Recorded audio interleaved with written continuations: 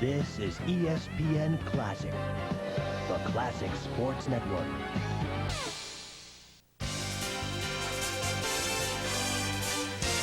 ESPN Classic welcomes you to the following presentation of the National Football League.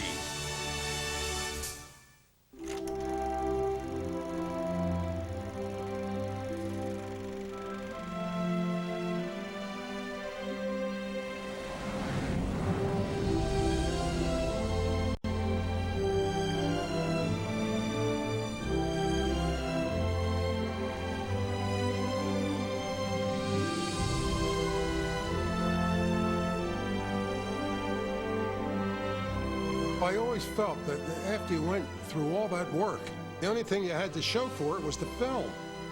And you got to keep the film. I mean, that's the backbone. That's what it all goes back to. That's the heritage, the film. The old Bibles, the bones in the ground, they dig them up.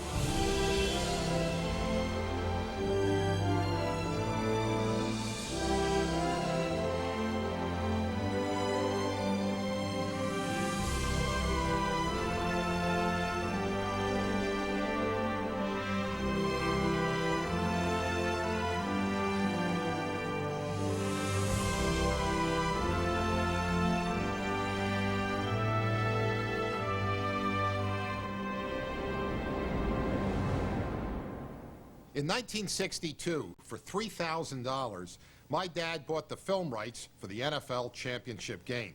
And I was a fullback at Colorado College then, and I'll always remember his phone call to me. He said, "I can see by your grades that all you've been doing out there is playing football and going to the movies. But that makes you uniquely qualified for this new job." So I quit school and came back to Philadelphia to work for my dad.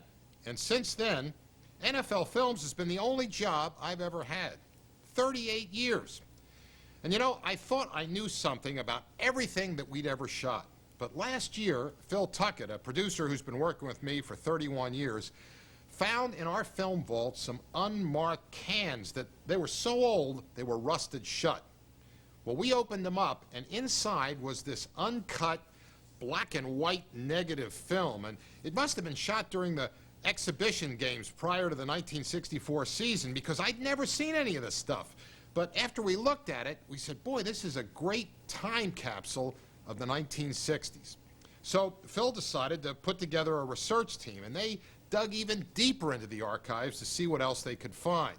This series is the result of that search, and we decided to call it The Lost Treasures of NFL Films, because that's what they are, a never-before-seen record of the growth of pro football, and also of the growth of that little company my dad started back in 1962.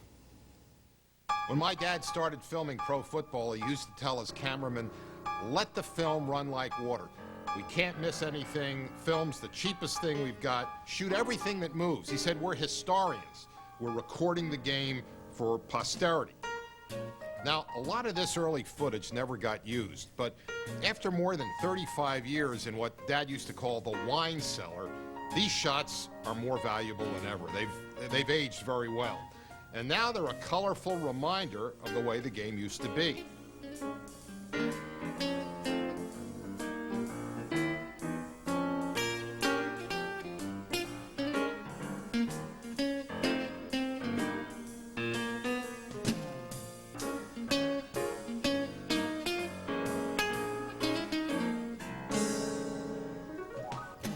And this forgotten footage also tells a story of Tiny Blair Motion Pictures. That was named after my sister, and how it evolved into NFL Films. And this was a time when Halas and Lombardi shared the field. How about those hats? Cheerleaders used megaphones in those days. Players drank out of the water bucket. All the kicking was done straight ahead by big men, not one skinny sidewinder in the group. Fans dressed like they were going to church. Look at this guy, though. He was wearing something extra.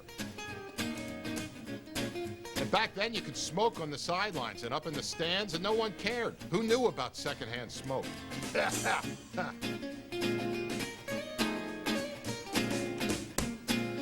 Then television started showing up on the sidelines. But this is what we were shooting at the time, these little wind-up Bell & Howell movie cameras, trying to get close to the action, but yet without becoming part of it.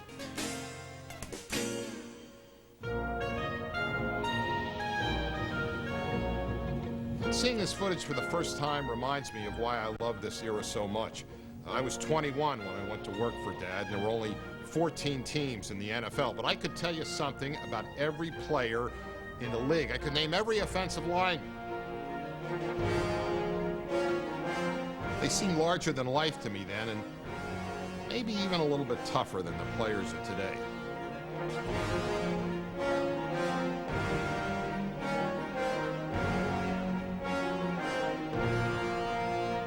Now, right from the start, we experimented with slow-motion photography to show the subtleties of the game, things that TV had overlooked.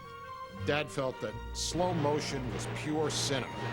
This was movie making perfectly matched to the grace and the beauty and the violence of pro football.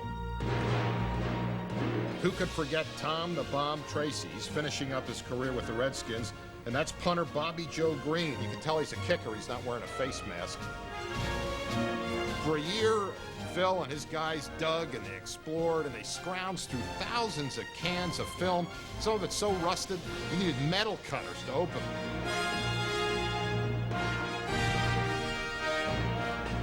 What you'll see in this show is the best of 30 hours of lost treasures from the 1960s that we rediscovered and restored. Not one shot has ever been seen on television until now. And we not only found footage of all the great players of the day, but also some shots of other players that we shouldn't forget. And I thought it would be great to track down some of these guys and interview them for the first time.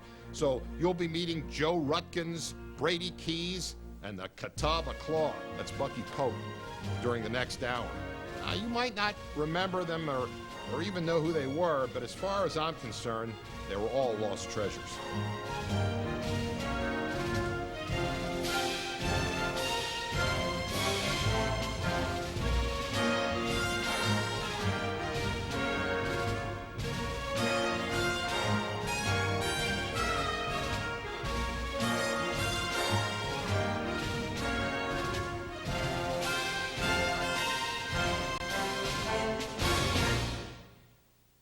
Dandruff.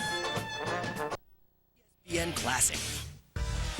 This is ESPN Classic. I was always into sports. I was a jock all my life. And to me, the best sport to film at that time was pro football. Even the field is shaped like a movie screen, and there's 8 seconds and the play stops, and then there's another 8 seconds and the play stops. And there was a lot of action. So, you know, you get a couple of guys who know a little bit about the game, and we decided that we're going to shoot pro football. Dad hired director Dan Endy, and Blair Motion Pictures paid $3,000 for the rights to the '62 championship game. Yeah, in 1962. That's the game I'm talking about. And I think this game was about -10 with the chill factor. That's the wind blowing. You know, that was just a severe afternoon to shoot movies of a football game. Well, thank God I didn't know more. I didn't realize that the film could freeze. I didn't realize that a cameraman, if he put his face against the camera, it would stick to the camera. So I didn't know about that. I just said, let's go. Shoot, that's all. Shoot everything that moves. And I'll never forget how cold it was in Yankee Stadium that day. And the wind, that was worse than the cold. And in the pregame, Y.A. Tittle's passes were getting blown all over the field. The quality of this footage amazes me. It was shot on Ektachrome film stock, and for some reason Kodak stopped making it. It's too bad because look at this quality. 37 years later, no deterioration. The cold killed us. Our cameras weren't winterized. They would stop and start, and they'd leave what, see this is called a flash frame. And it'd make the shots too short to use in the edit, so a lot of the footage wasn't good enough. But when they did stay on long enough, we tried to get the kind of storytelling shots that Dan needed to make a film. Another obstacle which we faced in those days was The equipment was archaic. I mean, we were shooting with Kodak Cine Specials, which were World War II cameras, the Aeroflex, the Zoomar lenses, the film stock. None of it was as good as it is today. So, I mean, in some respects, it's analogous to a Wright Brothers aircraft compared with a jet plane today. The stuff just wasn't available to do the job, and even if it were available, none of us, or very few of us, had the real training to do it. So there was a lot of on-the-job training. One camera that ran well the whole game was this telephoto lens. And that was a big innovation back then, and we used it because we wanted to personalize the game. We wanted to portray the struggle as well as the strategy. But there were so many problems. I mean, my dad actually got physically sick with worry and anxiety, and he was in the Yankee dugout toilet most of the second half with diarrhea. He had to run. And that's where we got the name for that particular game, Pro Football's Longest Game, because it was a long game. When it got through and they started to take the film out of the cameras, it started cracking and breaking. And that's when I said, oh my God, what have I got here? And they took the film, and I remember looking in laundry baskets in the locker room, and they were throwing it in the laundry baskets. Oh, there goes my game, it's over. And fortunately, we salvaged enough film that didn't get spoiled to come up with I guess it was a 28-minute film. Maybe that was a blessing in disguise, because it did get good reviews, and the people who were reviewing it were sports writers who had been there in person, and they knew the obstacles. The film was a success. Pete Rozelle called it the best football film he had ever seen, and maybe at that point it was. So Blair Motion Pictures was up and running, and this is my first screen credit. I was an assistant editor to John Butterworth.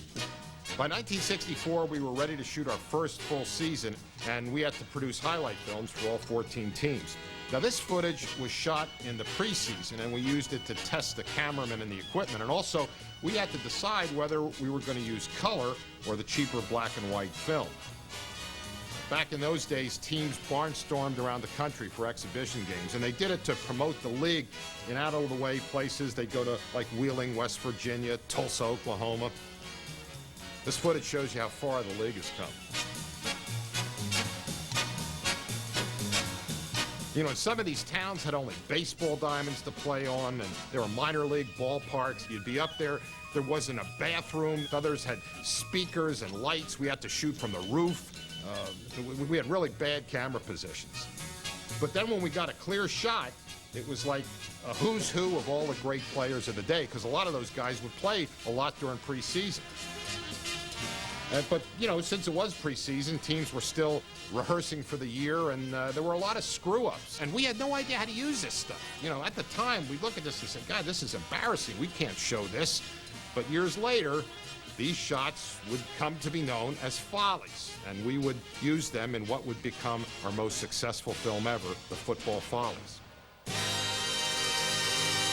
And also during that preseason, we experimented with wind-up handheld cameras to show the game from the ground level. Dad called these guys who got this assignment moles. I think that was Ed's term, because you were down on the ground and you were, you know, walking around like some subterranean rodent, ergo the term mole. It was his job to go down on the field with 100 feet of film and just go through both teams and get extreme close-ups of everybody's face. That was the only chance we could get to get their faces without the helmets. So that was the way we got the facials. We were just looking for personalities, and I remember you would have to ask the guy to take his helmet off so you could see. I mean, an introductory piece, very much of a cliche even then as it is now, but it helped fill the gap. Let's see if I can remember some of these mole shots. This is George Izo, a Redskin backup quarterback.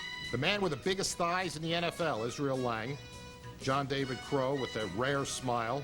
Here's Billy Truax. He was 81 with the Browns, and 2 weeks later, after a trade, he's 87 with the Rams. Let me see who that's. That's J.D. Smith.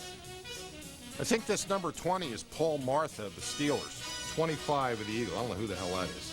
Now, one thing, you won't see any close-ups of the Chicago Bears, and that's because Bear owner George Halas refused to let us shoot any of his players without their helmets off. He says, I don't want any facials. That's what he used to call a close-up. And he said, I don't want to single out a player. It's a team sport. If you single out a player and he gets a facial in our highlight film, then he's going to come to me and want more money. So you never saw any close-ups of any Chicago Bears. Well, by the time the preseason ended, we thought we were ready. And luckily, we made the decision to shoot color film. What can you do with Illuminator that you... Sports Challenge, weeknights at 7 on ESPN Classic. Name the last team to sweep a World Series. If you can beat these guys, you know you're old school.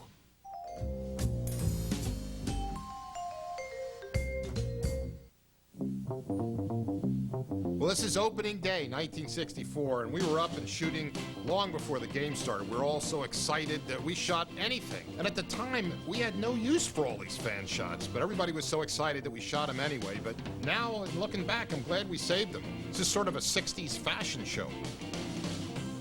The music you're hearing is also a lost treasure. It comes from the first selections recorded for Blair Motion Pictures between 1962 and 65, and the composer was Malin Merrick, and he was from Hollywood. He was a popular film composer in the 1960s, and we wanted to use music that reflected the temper and the style of the modern era. There were no dome stadiums then, and artificial turf hadn't even been invented yet. The media was just starting to take notice of the NFL, but high-tech, it wasn't. There were no digital game clocks. The scoreboards were manual. Well, there's a job for you. I wonder who those guys were that had to work in that scoreboard. Lines were painted on the dirt because by November all the grass had been worn off. But playing in the dirt was no problem compared to having the goalposts on the goal line. And I can't imagine why it took the league so long to move the posts back to the back of the end zone. It just seemed that once a week, players would get racked up on the posts. Well, we were all having a great time, and we were just a bunch of young guys who loved making movies and who loved pro football and wanted to convey our love of the game to whoever was watching our movies. Looking at this footage, doesn't this seem like this was a more innocent time and maybe the players had more fun playing the game? The first season, we shot thousands of feet of goofy things, color, pageantry, and we had no idea how to use it. Now just look at this stuff. Look at it.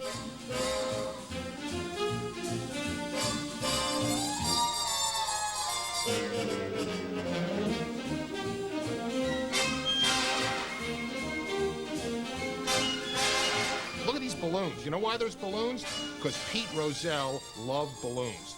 And the teams would use them whenever he would attend one of their games. Pete Rozelle's going to be at the game, you knew balloons were going to go up.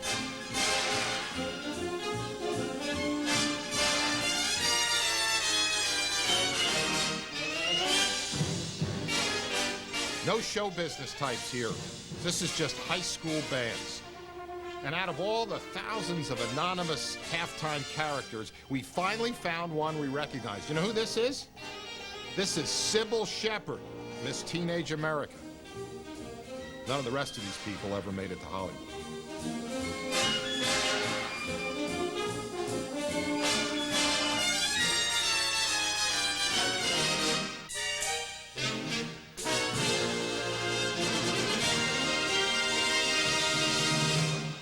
Now, we shot everything, no matter what the conditions. In fact, in the beginning, we didn't like bad weather, but then when we saw shots like this, we prayed for bad weather.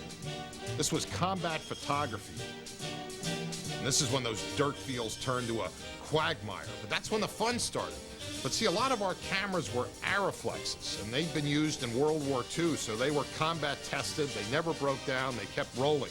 The pictures we used to get when the weather was bad, we always used to say, gee, these are better than the great sunshine pictures. When we had a driving rainstorm and we had the cleats and the feet sliding and sloshing through the mud, and when a fellow would come at the camera and he'd slide right up to the camera, right in front of the lens, they were marvelous pictures. But the problem was then the film stocks were slower, and sometimes the lights weren't that good, the stadiums, and it would get so dark it just looked like we were shooting in some sort of primordial ooze. You know, as far as I'm concerned, this stuff is much more dramatic than a day on AstroTurf in a dome. This was football. And in football, the show goes on, no matter what the weather. Fog. This was also a great cinematic backdrop for our movies. This 1965 game between the Redskins and the Colts had a sort of a Hound of the Baskervilles feeling. This was duplicated 20 years later, you'll remember, in a playoff game between the Bears and the Eagles in Soldiers Field. For some reason, we had an end zone camera here, and we got this classic shot of Lenny Moore. In fact, this game was full of a lot of lost treasures, including the longest one we found. This is Jerry Logan. Intercepting a Sonny Jurgensen pass, goes back 104 yards. Colts won this game 45-17. He could go all the way. Why haven't we ever seen this shot? I haven't the foggiest.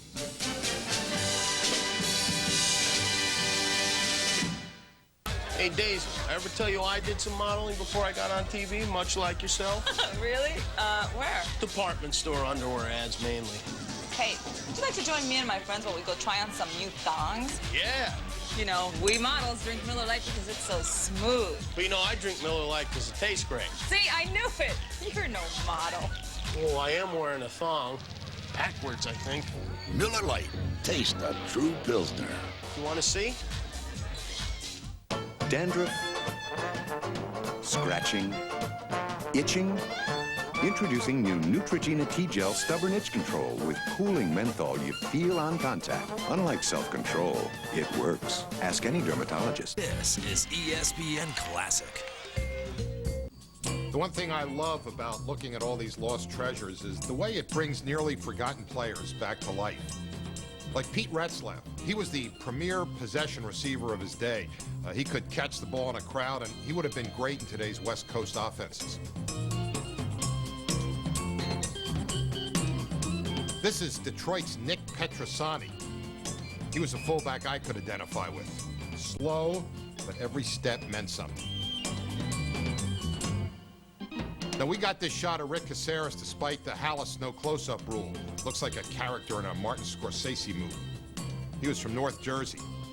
My favorite rediscovery was this guy, Big Joe Rutkins, who played defensive tackle for the Redskins. He was number 72, and he was a Redskin captain for all 10 years he was in the league. And each game, he'd start out neat and tidy at the toss of the coin, but by the end of the first play, somehow his shirt tail was out.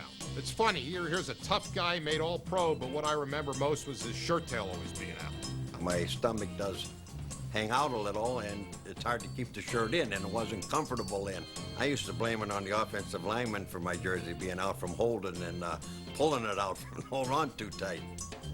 My wife always said that I look like an unmade bed, and I haven't lost much weight since then. I'm about the same size. That was the name of the whole game, was sacking the quarterback. And even if he has already thrown the ball, you still like to hit him a little bit, let him know you're around. You're always asking about my shirt staying in. The shirt stays in now, but the tie won't stay where it's supposed to. Bucky Pope, he had the best nickname, the Catawba Claw. And he had a spectacular rookie season in 1964 with the Rams. We went looking for him, and believe it or not, we found him 20 miles right here from NFL Films. He was working as an executive at a steel company. Well, the college that I played for was not necessarily renowned for first-round draft picks. It was tiny Catawba College in Salisbury, North Carolina. Now, if you would have asked anybody in that camp, who's the guy least likely to make this team, they'd have said, that guy there, that guy from Catawba. Where is that place? What's that place all about? But I will tell you this, the one guy that I was absolutely certain was going to make that team was me. And I was smitten, I was tunneled, I was narrowed, and I was going to make that team somehow, some way. So here's a guy that was 6'5", could run, and was catching the ball. The Catawba Claw. That name's just fun to say. And somehow, some way, that crazy nickname caught on, and frankly is fairly alive and well to this day. The Claw had 10 touchdowns and just 25 catches, and he averaged 47 yards per touchdown catch. That's 10 yards more per catch than Randy Moss. And we had a guy that could throw the ball. That was Gabriel. And I was pretty talented catching a long ball. Well, I'd like to think that I'd had a 10-year career, a couple of Super Bowl rings, candidate for the Hall of Fame. But then ran afoul of the sophomore jinx, I guess is the way you would describe it as far as I was concerned. Was fairly seriously hurt and never, ever recovered from that initial knee injury. Nobody can ever, ever take away from you what you accomplished. And that is, I am the Catawba Claw. There's only one of me. And I'm very, very proud of that. In our research, we found outstanding plays by men like Joe Rutkins and the Catawba Claw. I love saying that name, the Catawba Claw. But we didn't find any of the best shots of legends like John Unitas and Jim Brown because we've been using them in our shows for years. But what we did find in the Lost Treasures were examples of legends being human. Like this shot, flawless Raymond Berry actually dropping a catchable pass. This probably happened once a year. And what about this shot of Unitas? Looks like the clumsy free agent from Louisville he once was. Baseball was the most popular sport of the day, and it was followed closely by college football. So we weren't about to show Superman Jimmy Brown going down with an arm tackle.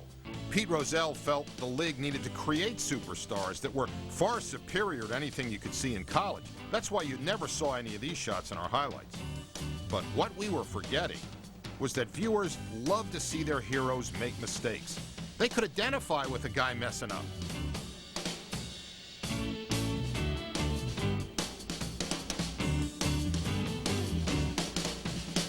Some of the mistakes seemed prophetic.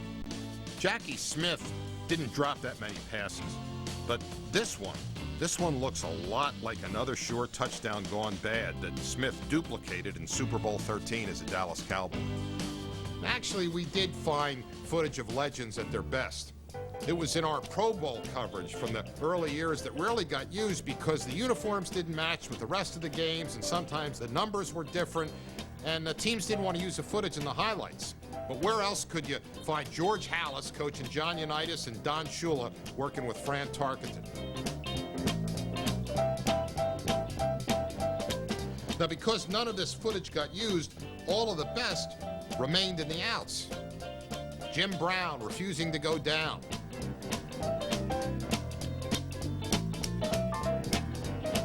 Jimmy Taylor running the Green Bay sweep. Bear tight end Mike Ditka being his belligerent self.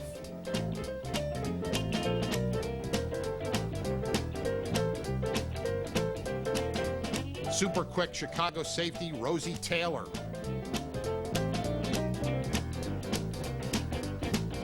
Scrambling Fran Tarkenton and throwing to Boom Boom Brown. Dave Parks making a block to spring Tommy Mason. John Mackey going deep.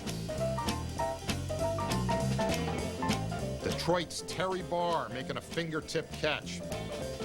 That's too bad this interception by Green Bay linebacker Ray Nitschke wasn't in a regular season game because in his contract with Lombardi, Nitschke got a $50 bonus for every pass he intercepted. Now, looking back, it seems to me that the Pro Bowlers of the 60s played harder in this game than they do now. Just watch this. Doug Atkins, number 81, rushed the quarterback. In the 1964 game, number 89, Gino Marchetti, delivered this message to quarterback Frank Ryan. And there's a great story about this. Marchetti felt that the Browns had run up the score 2 weeks earlier in the NFL championship game, and he told Ryan after the game, listen, you don't do that, and I'm going to get you. And he did in this Pro Bowl. But number 77, Eugene Big Daddy Lipscomb, was the most dominating defender in Pro Bowl history. They used to say he could tilt the field. Now, in this footage from 1963, Big Daddy dominated the best defensive lineman in the league.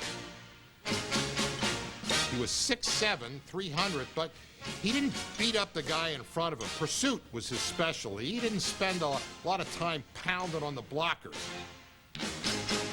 He was out to pound the ball carrier or the quarterback.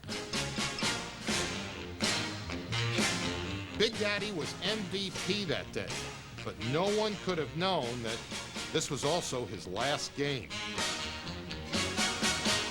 Big Daddy died 6 weeks later.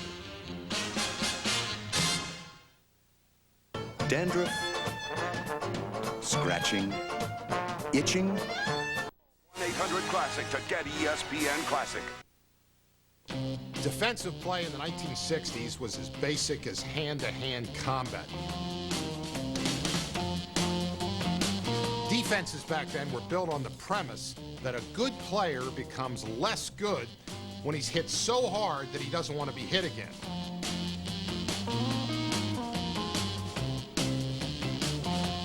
Now, a lot of these hard hits never appeared in our shows because at the time, most of the teams wanted to emphasize their offense and their scoring. The typical highlight package of the day consisted of touchdowns and not much else. So, unless it was an interception return for a touchdown, defenses largely got ignored, but not in the Lost Treasures. We were especially impressed in going through this old footage with the play of the defensive backs. Now, they were a hell of a lot more aggressive back then. A lot of times, they'd let the receiver catch the ball just to give him a good whack and then knock it loose. Receivers were like scraps of meat being tossed into a dog kennel.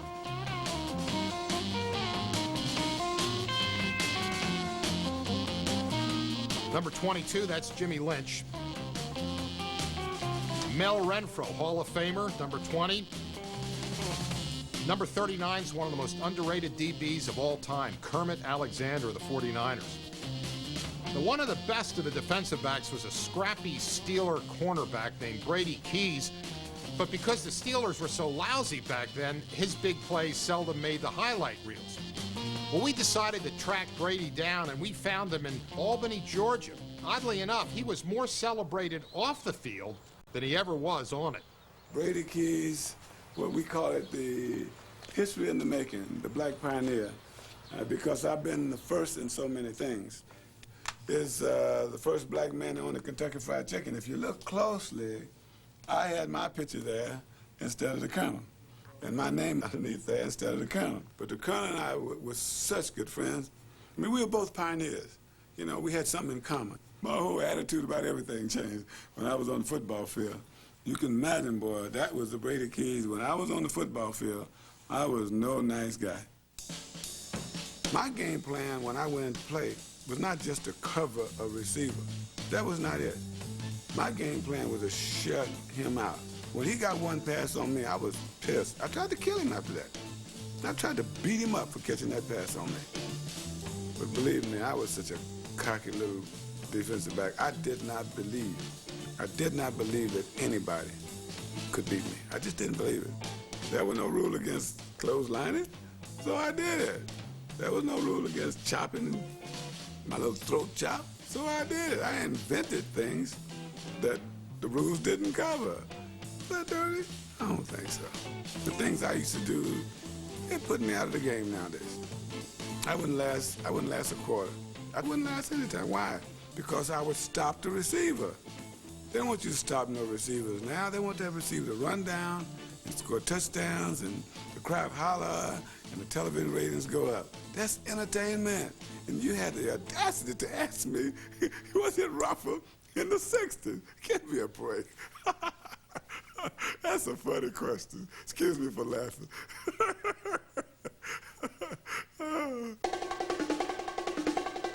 Feisty little Brady Keys played at a time when all-out brawls were not that uncommon. We weren't supposed to shoot them, but now it can be revealed that sometimes we did.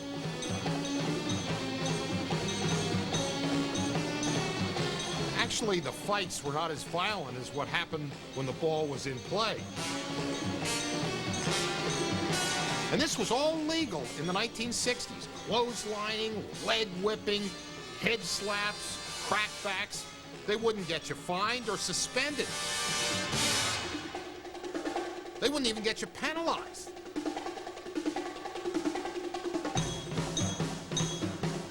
They also wouldn't get you into the highlight film. Until now.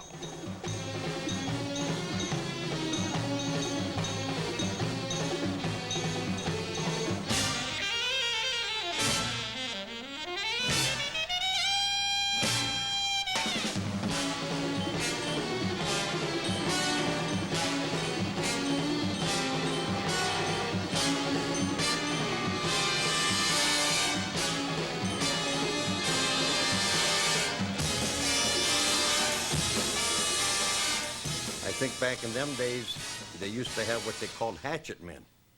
They'd be sent into a game for one reason, to put somebody out of the game. And there would be times a quarterback or somebody could be walking back to the huddle and a guy come up and hit them. They'd get thrown out of the game, but that was their job. Quarterbacks weren't protected the way they are today. When they pulled the ball down to run, they were free game. They were popped like paper bags. Hook slides hadn't been invented, so there was no place for them to hide. Quarterbacks weren't even safe when they tried to get out of bounds. Now, it was illegal to hit a man out of bounds. It's just that the rules weren't strictly enforced. A couple of strides, more or less, what the hell, it didn't seem to matter. Now, the Eagles tried to prevent injuries by putting used mattresses in the landing zones.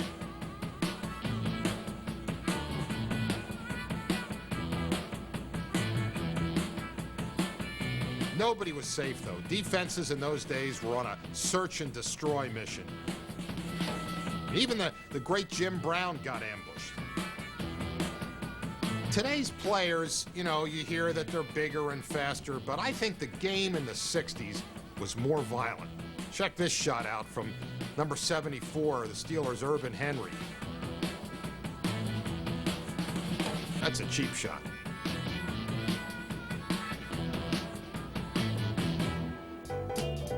Despite what you've seen, they did have referees in the 1960s.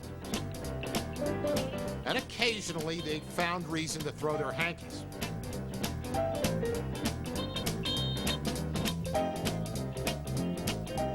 I'd forgotten that the refs' flags were white until 1965. But other than that, the reaction of the players was just the same as it is today.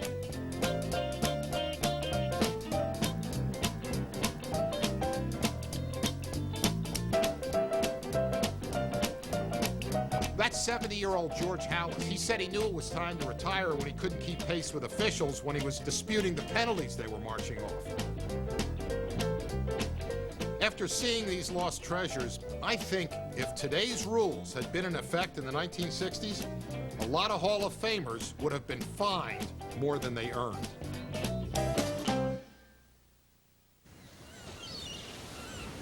Hi there. Can we get you anything? Oh, no, I'm fine. Are you enjoying your stay, sir? You're on vacation, huh? No business, but the Best Western for a seminar. Isn't that still going on? Workshops today. Agony of defeat. It was the one show that had it all. Now the best is back. Classic Wide World of Sports. This week, a wave of wide world action with Hawaii's best surfers and worst wipeouts. Get fired up with one of the wildest races ever, and the good, the bad, and the ugly of arm wrestling. Hang 10 with Classic Wide World of Sports. Friday at 8, only on ESPN Classic. This is ESPN Classic. Going into 1965, we kept trying to work out the bugs in our coverage. At San Francisco's Kezar Stadium, we kept seeing these strange intermittent flashes in the footage. We didn't know what the hell it was. Then one game we shot in slow motion and discovered it was a flock of seagulls from San Francisco Bay. Then in New York's Yankee Stadium, we had a bad top position, and it was so low that the plays that went into the near sideline were obscured by the bench. And then we still had some freelancers who just couldn't follow the ball. Now, one of my dad's favorite slogans was flat, finish like a pro, label your film cans, put away your equipment. But there were two things that really drove him crazy.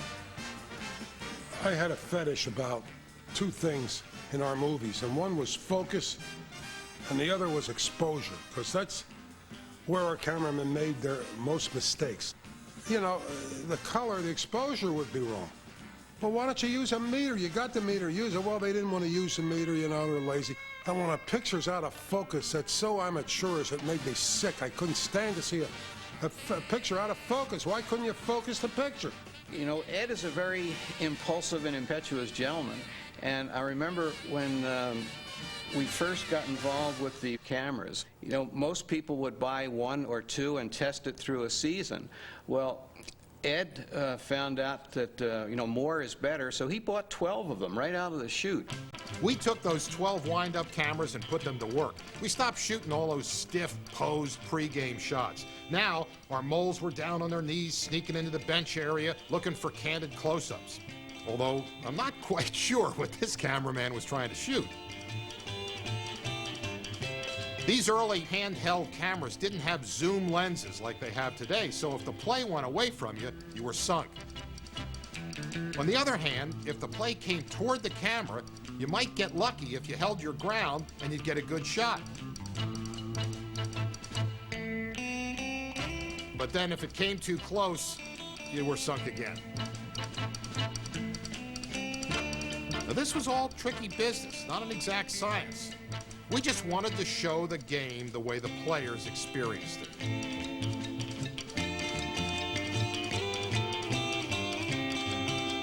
Before long, our best moles started thinking along with the quarterbacks and anticipating where the plays might be run. More and more, they started to guess right, and we started getting a few of the ground shots that NFL Films would one day be famous for. A favorite spot was a corner of the end zone. It was a good place to catch a flag pattern. Then, even after you guessed right, a great shot like this run by the Lions' Amos Marsh, could be ruined by a hair in the frame. Another limitation of these primitive ground cameras was the speed. You couldn't shoot a lot of slow motion because the 100-foot film load lasted only 2 minutes. Now, that wasn't the case for the top camera, which carried 12-minute loads and had more film.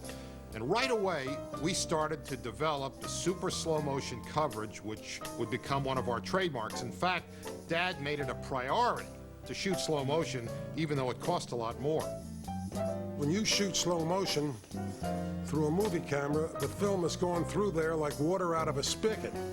And boy, it's just building up dollars. It's like a taxi cab meter. And nobody wanted to take that expense. But it was so great to see slow motion in football lend itself so much because of the movements, almost like a ballet. The runs especially, where they would miss tackles and slide, and the great extensions for the passes. And that's all that people talked about. And I thought, if that's all the people are talking about, and that's what they like, then hell, I'm going to give them the whole game that way. So I loaded up the cameras. I said, we're going to invest the money. We're going to shoot every play slow motion.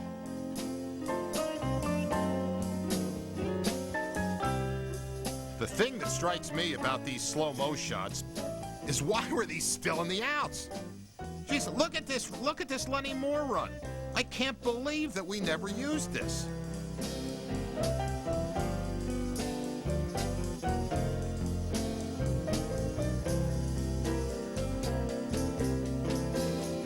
A lot of people would say, Ed, how did you decide to shoot that game in slow motion? Well, pal, I shot every play in slow motion.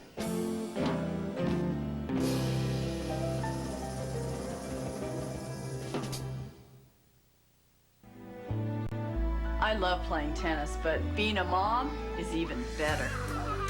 When I took the Hooked on Phonics reading challenge with... The 1965 season saw the arrival of two rookies who would become great for our films and for pro football in general.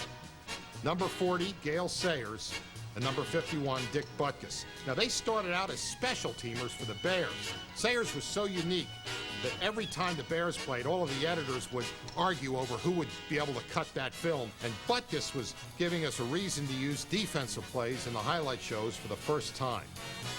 Even then, we knew the significance of these two new stars that we could promote and how they represented the passing of the torch.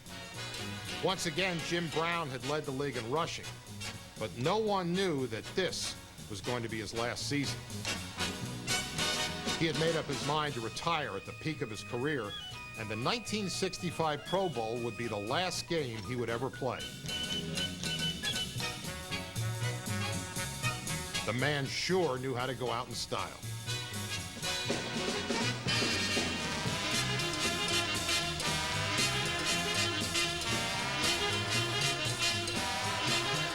In my mind, Jim Brown is the greatest NFL player ever. He was the MVP of the last football game of his life. And for the first time, we used our company's new name on the credits.